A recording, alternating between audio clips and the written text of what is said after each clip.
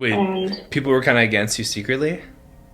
yeah, like the coach did not like me at all, and I knew Oh, that. that's so annoying. When a lot of people don't have that. That's a big reason why I started strength in the first place, is because I was in J term. I was wanting more of a community, people in alignment. So because of that, I started having an eating disorder, and then it got worse. This is the Rain from Within show. I'm Shane, your host. Everyone has a story, and some are shaped by loss long before we understand what that loss will cost us. This show is about sitting down one on one with real people and exploring the experiences that form who they become from the inside out. And today's guest is Olivia Albers. When Olivia was just 7 years old, she lost her father in a tragic car accident. In the years that followed, food became comfort, routine, and coping. And over time, it turned into something much heavier. As she grew older, body shaming and pressure pushed her into unhealthy relationships with food and her body, which led to years of struggle and recovery. Cheer gave her structure and balance for a time until a serious knee injury took that outlet away and forced her to confront herself again. Without movement, old patterns resurfaced and confidence slowly faded. In this convo, we're going to talk about grief, body image, eating disorders, injury, and rebuilding a healthy relationship with food and self worth. We also talk about what changed when Olivia found the structure and discipline and a way to care for her body without punishment. This is a story about healing and resilience and learning to choose yourself again. Hope you love the episode. Make sure you like, subscribe, share it with someone who needs to hear it, comment your biggest takeaway, and above all else, enjoy the show. All right, Olivia Albers, Beast Mode. Grateful to have you on the pod. And I already met you, which is pretty cool. Yes. We met in Florida. You came down to St. Pete. Are you going to move there still? Um, I don't know where I'm at in life right now. I met a new guy. I'm really happy with him, and my best friend's here. Plus, I moved out. So right now, probably not, but definitely a good vacation spot that I'll probably go to more often. Yeah, that was pretty special. You flew down, we got dinner, and yeah, dude, you crushed it in strength training. We call it Evolve now. We're going to dive into that in a Oh, little bit, but I want everybody a part of the show to get to know you. So, you, first off, thank you so much for sharing a lot of the background info before the show. I've got quite a few questions for you. okay. You mentioned that you lost your dad at a very young age. Can you walk me through that a little bit? And what do you remember the most about that season of your life? Yeah, so I was 7 years old when that happened.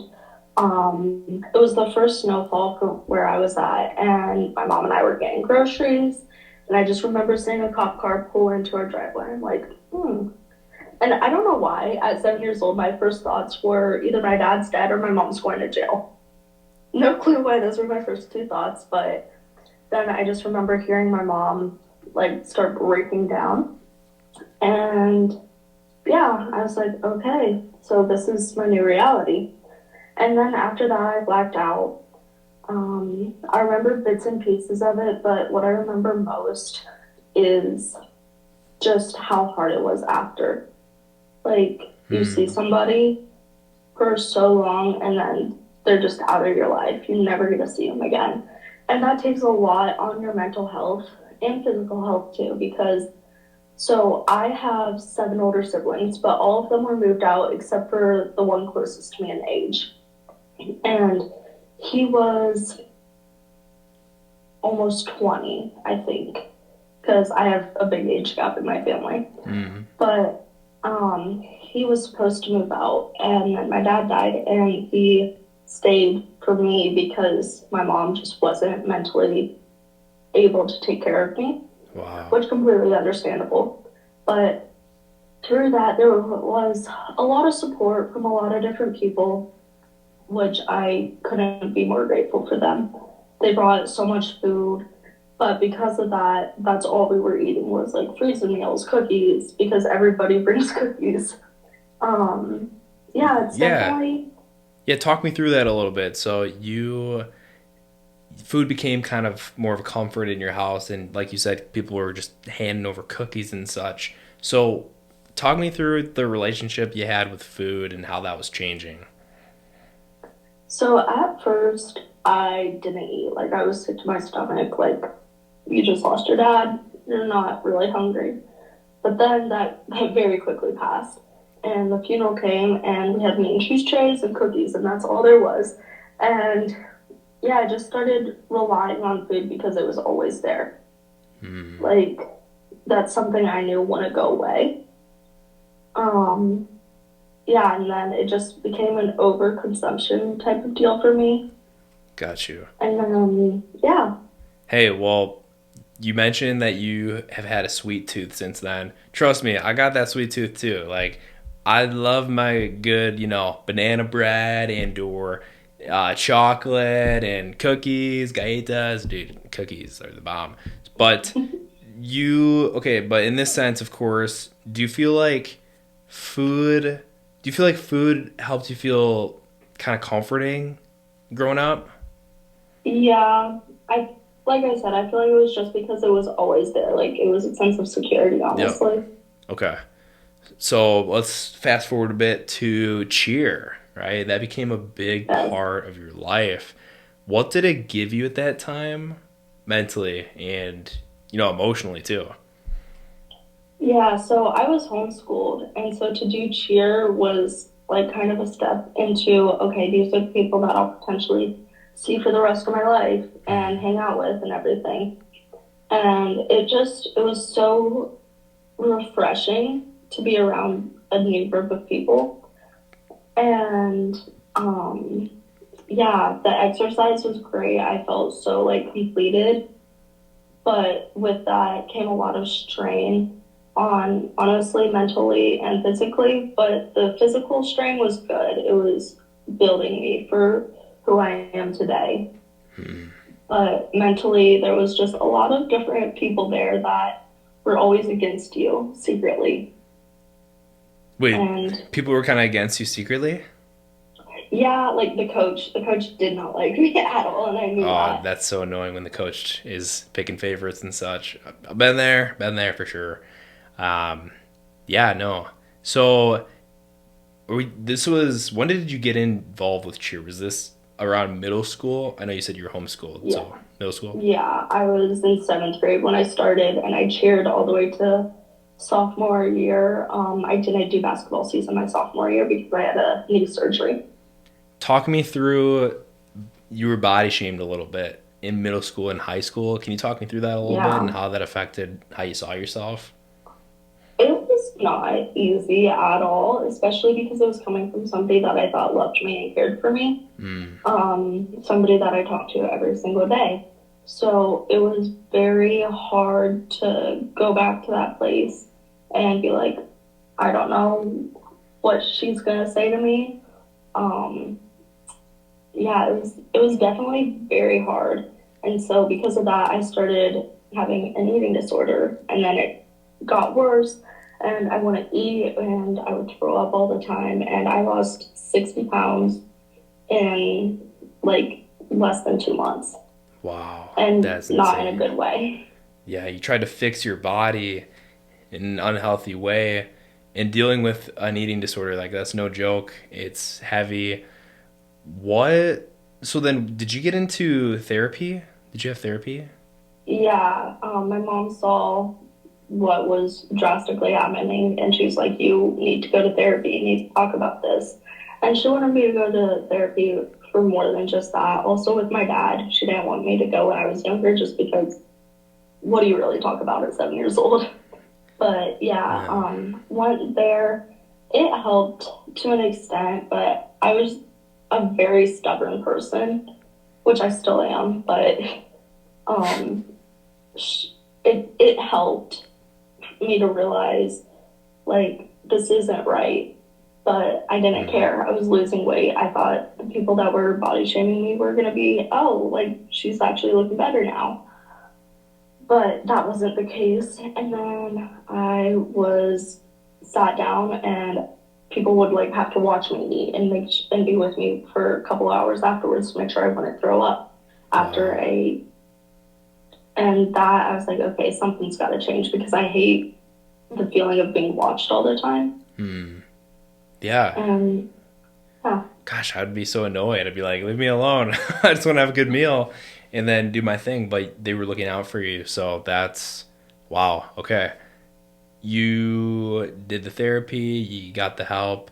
What changed mentally once you feel like food stopped becoming the enemy? oh, um, honestly, just my physical appearance. Like yes, food is good and it's good for me. Mm, And then I started feeling better about myself once I was like nutrienced the right way, you if kind of that saw it makes as sense. fuel. Yeah, using it to like build my muscle and not be unhealthily skinny or just unhealthy in general, Yeah. Okay. and eating good whole foods. Nice. Good.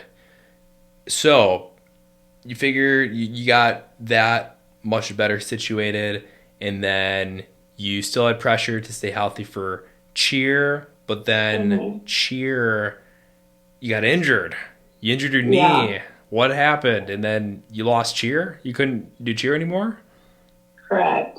So it actually happened while I was soil judging, which Midwest, I'm sure you understand. Yeah. You go down into a pit, you look at the different levels of soil. Well, I stepped wrong and my kneecap went from like the top of my knee completely underneath my knee. And so it was super painful. And I had to just push it back into place. That was on a Friday. I had to cheer for a football game that night. And I was one of the people that tumbled, so doing backflips and stuff like that. Um, and I did Wow. that and completely tweaked my knee again. So I went to the trainer and she taped it up. And after that, I was like, hey, like something's not right. I shouldn't be doing this that often. So I started going to physical therapy, and I hated that. It was so pointless in my opinion. Like it didn't help for me, Mm, and I knew that I needed to get surgery. I didn't want to, but I knew that's what I needed to keep my kneecap in place because also I'm allergic to certain types of adhesives, and got you. it's the adhesive they use in training tape and stuff like that. So I couldn't have it taped all the time because my whole like leg would break out in hives. That's not helpful. Um, It's a different yeah. problem. Um, and then yeah, I had the knee surgery. They put a cadaver in my knee to hold my kneecap in place, and I can still like tumble a little bit, but not to what I was at before. And I lost so much muscle so fast in that Mm, leg that it just I wouldn't have been able to catch up to where I was within the 2 years that I had left. got you. So I decided to quit cheer, and I was at no sports then until junior year. I did winter swim team, which up until uh, freshman year of high school, I did summer swim for Okay. 14 years. Yeah. Nice, dude. Good swimmer. That's a Yeah. flex, dude. I wish I could have gotten to swimming, but I had that chest condition and I hated having my shirt off. Mm-hmm. It made me never want to be by the pool. So I definitely am a late bloomer, but I can still swim now. I think if we were on a yacht in Florida and it went down, I think I could get to shore. Thankfully, hopefully, fingers crossed. We'll find out if it ever happens. But yes, so without cheer, you did mention to me that food became a focus again. When did you realize things had gone kind of too far in that other direction again? And then you got a little unhappy with how your body started affecting your confidence again, right? Before. Yeah. Um, it was towards the end of junior year. Um, I was like, okay, something needs to change, but I wasn't like to the point of where I felt comfortable wanting to go there, which or like going to the gym. And so I was like, I'll just wait. I'll figure out different ways to eat. Mm-hmm. Never happened.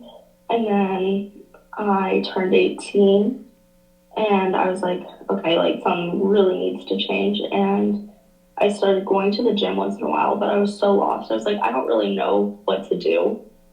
Like, just send me back to a 2 hour cheer practice. We're conditioning the whole time. Yeah. But that's when I found you guys, and I sent in my application.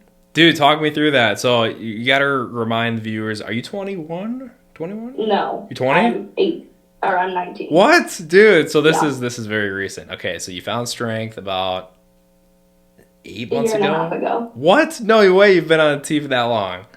Yeah, What? Dude, well, I know yeah, you started doing the training about like oh wow, I guess time is kind of flying by. It is February. So yeah, yeah. it was about a year ago that you started doing the training, right? Um, Or was it right away? it was like right away, honestly. Dude, well, you lost 30 pounds I did. doing our Evolve program. Talk me through beyond just transformation. Let's start out like, how'd you find strength? Did you see us on TikTok, I'm guessing? It was either TikTok or Instagram. I don't remember which platform. Okay, cool. Well, yeah, hopped on a call with us and you've come to a lot of team meetings too. What's your favorite part about the brand and kind of like what changed when you joined? Um, just like mentally overall, I was like, okay, this is a good thing. I want to work out. I want to be at the gym. It became a safe place for me, which is huge for me personally. Like safeness, security, all of that. And it was great. My favorite part about strength, honestly, I love Tribe Thursdays. I do, and Yeah. I need to get back more into that. Yep. Yeah, I haven't seen you in a bit for those. What the I heck? know, I know. Normally, so I do Pilates on Tuesdays, and then Wednesdays I teach somebody piano lessons, and then Thursdays I'm normally working out while the Tribe Thursday calls are going on. Oh, well, tune So in. It's a I good. It's know. like music, but it's hearing everyone's wins and wars. You know. Hmm. Yeah, Tribe Yeah. Thursdays for the viewers. It's when people, the strength athletes, come in and they get to share what's going on in their life. Because a lot of people don't have that. That's a big reason why I started strength in the first place. Is because I was in J term. I was wanting more of a community, people in alignment, and I was bored. I didn't have anybody around that was really about that fitness lifestyle as much. So now it's a absolute honor to have people like you, Olivia, that's in full alignment, love showing up, love sharing, getting vulnerable with the team, sharing on this podcast, for example, as well, of your story. It's gonna hit a lot of the right people for sure. So you lost the 30 pounds doing the training, but more importantly, you gained peace. So what feels different now compared to before? Um, Now it's a sense of I'm good with how I am. Like I'm happy with where I'm at, but I do need to keep pushing myself to stay where I'm at because I still do love enjoying food, Hmm. but in healthy proportions now, and I'm not overeating or undereating. And then, I mean, obviously, still having a sweet treat here and there, Yeah. but keeping it to a minimum. Good. Yeah, we really do preach with our brand. It's like the 80/20. If 80% of the Hmm. time you're locked in and you're eating good and you make it's daily systems, business and many things in life, it's all systems. It's you lay it out on a platter, you get X, Y, and Z done 80% of the time. You can absolutely indulge a bit. It's better to have that little bit. If like you're craving a cookie, it's better to have it than to disdain it and then it manifests into wanting to binge later. For me personally, that's just my personal thing. Like if I'm craving something, dude, they got these things called Road Warriors at Mocha here. It's like chocolate shake, protein, cinnamon, honey, Jamaican style. Oh gosh. Whenever I'm craving one, dude, I'm going to get one. And then we factored into our macros. I think a lot of people have the Hmm. misconception, oh, I gotta eat chicken and couscous. You don't gotta be like me at sophomore year. I couldn't cook. You don't have to just be that guy that's eating chicken all day and spinach. And hey, those are all good stuff. But yeah, it's all about that balance. You understand it. And now you have a way better relationship with food, which is amazing. Mhm. What does taking care of your body mean to you now? Like beyond just the looks? Um, like I want it for me, I just want to be happy with who I am.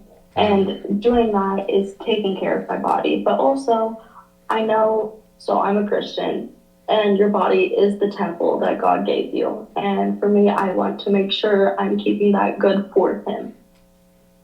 And yeah, I just really didn't realize that until recently with you guys that I need to take care of myself, not just for me, but also the people around me and for God.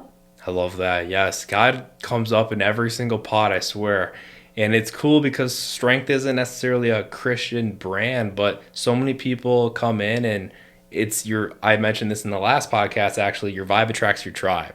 And so we get to work with a lot of amazing people like yourself that you're a believer. You mentioned that your body is your temple and that it's your way of honoring God and that yes, everything, okay, John the first part of chat or the book of John, it says the word began or the word was with God and God was I don't even know. Everything came from God, right? Every single thing, Yeah. including our bodies. And when we don't honor that, when we are gluttonous and or we're we're just not honoring what was given to us, then yes, absolutely. I think it's disrespectful. And if you struggle with anything like that, just know that you just have to have that community. I think is a big thing, right? Having people that believe in you, that count on you. Many times it's a lack of information too. For example, the Road Warrior that I just mentioned, it has really good macros, and it tastes just as good as a chocolate shake. But someone that might not know that might only resort to the chocolate shake. Versus if you Hmm. know about these kind of other options, you can have your cake and eat it too in some terms, right? So it doesn't have Yeah. to be hard necessarily sometimes to do that, especially when you're rooted in that strong faith like you are, Olivia. So, for someone listening who struggles with food or body image or confidence, I want to know what would you want them to hear? Don't give up on yourself. You need to focus on yourself, your health, and wanting to do better for the people around you. If not for yourself, think about your surroundings, who your friends are. Really be like, would they be okay with what I'm doing to myself? Because it's so like crazy to think about all the people that do genuinely care about you. You don't see it until you're hurting and you're like, I know they wouldn't want this for me. Mm, it's a dude for them too. Yeah, it's like treat yourself like you would to a best friend. Hmm. That's good. Yes, Olivia, where can people find you on socials? So I have Snapchat, TikTok, Instagram, Facebook. Basically, if you just look up Olivia Albers, you're probably guaranteed to You're gonna find pop me up. eventually. Cool. Let's go. Well, hey, I think this is definitely going to hit home for somebody who needs to hear it. So, if you haven't yet already, viewers, make sure you like, subscribe, drop a comment of your biggest takeaway, and share this with someone who needs to hear it. Olivia, I'm so grateful you came on, and I'm so thankful to have you part of the Strength family. So, let's go. Yeah, thanks for having me. Yeah. See you guys.